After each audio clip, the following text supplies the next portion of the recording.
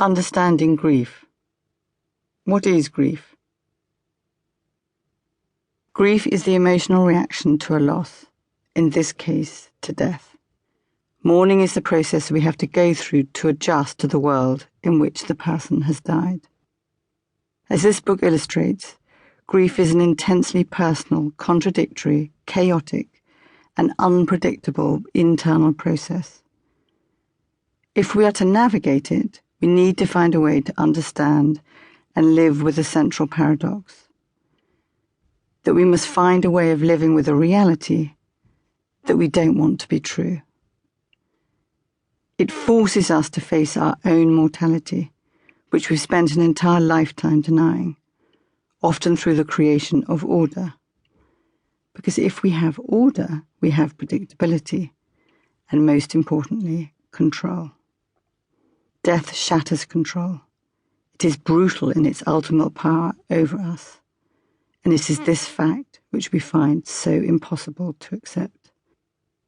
To grieve, we need to find a way of enduring the pain of the loss, not fighting or blocking it, and for that we need support, the love and support of our family and friends, and we need to understand what the process entails. The process of grief. Everyone always talks about the process of grief, which is as much the activity that is going on below the surface as above. The image often used to illustrate it is an iceberg. What we see above the waterline, our words, our appearance, our expressions, is only a third of the whole, and the process that is hidden below consists of a tug of war between the pain of loss and our instinct to survive. The process is in the movement, the back and forth, between the loss and restoration. Sadness, tears, yearning, and preoccupation with the person who has died alternate with present-day tasks, functioning, having hope for the future, and having a break from the grief. Over time, we adjust incrementally to the reality of the death, and as we adjust, become a little more emotionally available to invest ourselves fully in our present life. This process, which is both conscious and unconscious, is intense at the outset, but grows less as we learn to better manage our grief. The paradox of grief. The paradox of grief is that finding a way to live with the pain is what enables us to heal. Coping with grief doesn't involve immersion theory.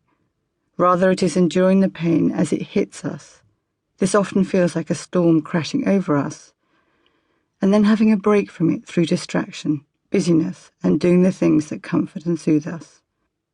Every time we alternate between these two poles, we adjust to the reality that we don't want to face, that the person we love has died. The essence of grief is that we are forced through death to confront a reality we inherently reject.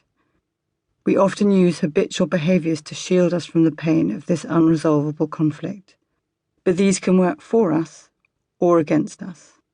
Pain is the agent of change. This is a hard concept to understand, but we know that if everything is going according to plan and we are content, there is no impetus to change anything. If, on the other hand, we suffer from persistent feelings of discomfort, boredom, anger, anxiety, or fear in our everyday lives, it usually leads us to question ourselves, to find out what is wrong. Is it a problem with our relationship or with our work? What is it that needs to change before we can feel content, even happy again? When someone dies, the change is imposed on us. The pain we feel is heightened, forcing us to adapt to different external and internal worlds. It is often the behaviours we use to avoid the pain that harm us the most. The behaviours that we develop early in life to protect us from emotional pain are our automatic way of coping with difficulties. For some people, these default behaviours work well, while others are not so helpful. Talking to a friend when something troubles us is a positive behaviour. Numbing our pain with alcohol, a negative one. Our task is to differentiate between them, while at the same time learning new behaviours that support our capacity to bear and express the pain.